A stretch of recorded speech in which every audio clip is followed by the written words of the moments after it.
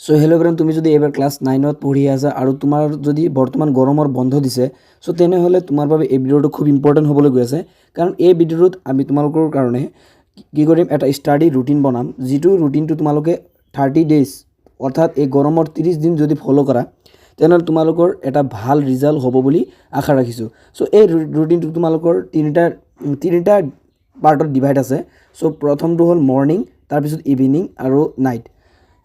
তাৰপিছত এতিয়া ব'লা আমি ৰুটিনটো ভালকৈ চাই লওঁ। সো প্ৰথমতে আছে মৰ্ণিং, অৰ্থাৎ ৰাতিপুৱা শুই উঠাৰ পিছত তোমালোকে যিটো তোমালোকৰ নিজৰ কামবিলাক আছে, কিছুমানে গা ধুই ব্ৰাছ কৰে, ব্ৰেকফাষ্ট এইবিলাক কৰি উঠাৰ পিছত তোমালোকে গণিতটো ল'বা। গণিতটো 2 ঘণ্টা পঢ়িবা, যিহেতু গণিতত বহুতো তোমালোকৰ গণিতটো ক'বলৈ গ'লে বহুত হাৰ্ড হয়, টান বিষয় হয় গণিত। এইকাৰণে এইটোত অলপ বেছিকৈ পঢ়িব লাগিব, 2 ঘণ্টা পঢ়িব লাগিব। আৰু ৰাতিপুৱা শুই উঠাৰ পিছত যেতিয়া আমাৰ মাইণ্ডটো ফ্ৰেছ থাকে, সেইকাৰণে আমি গণিতটো 2 ঘণ্টা পঢ়িম। তাৰপিছত তোমালোকৰ গণিতটো পঢ়া শেষ হোৱাৰ পিছত 2 ঘণ্টা 30 মিনিট এটা সৰু ব্ৰেক ল'বা, অৰ্থাৎ জিৰণি ল'বা। 30 মিনিটৰ অলপ জিৰণি ল'বা, যিহেতু 2 ঘণ্টা অংক কৰাৰ পিছত মাইণ্ডটো আমাৰ অলপ প্ৰেছাৰ হৈ যায়, সেইকাৰণে 30 মিনিটৰ এটা জিৰণি ল'ব লাগিব। এই জিৰণিটো তোমালোকে পানী খাব পাৰা বা কিছুমানে এক্সাৰচাইজ কৰে, এক্সাৰচাইজ কৰি ভাল পায়। এক্সাৰচাইজ কৰিলে কি হয়, ব্ৰেইনটো ভাল থাকে, ব্ৰেইনৰ পাৱাৰ ইনক্ৰিজ হয়।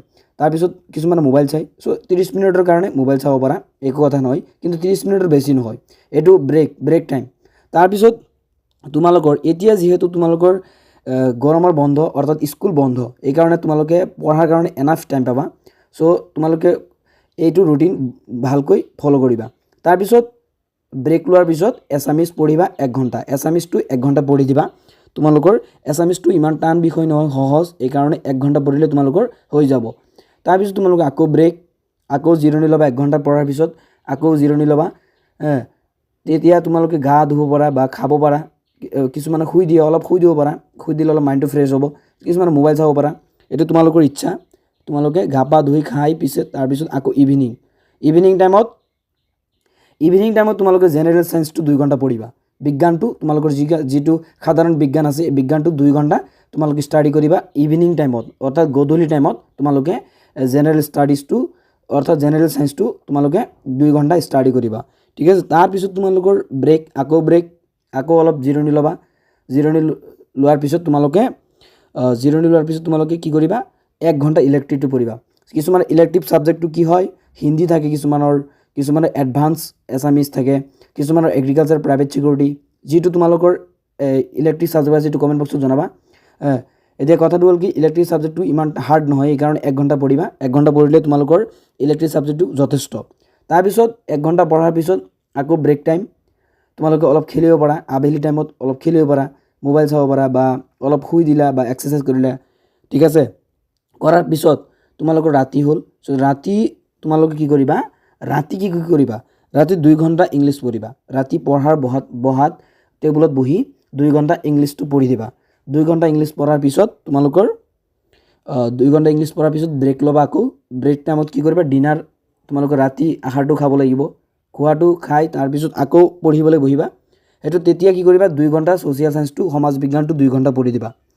ছ'চিয়েল ছায়েন্সটো 2 ঘণ্টা পঢ়াৰ পিছত আমাৰ হৈ যাব, এইখিনি পঢ়িলে হৈ যাব। তাৰপিছত তোমালোকে ডাইৰেক্ট টোপনিত গুচি যাবা। চ' এইখিনি তোমালোকৰ ৰুটিন। এই ৰুটিনটো তোমালোকে যদি হুবহু ফ'ল' কৰা, তেতিয়াহ'লে তোমালোকৰ ছেল্ফ ষ্টাডি কেই ঘণ্টা হৈ আছে চোৱা।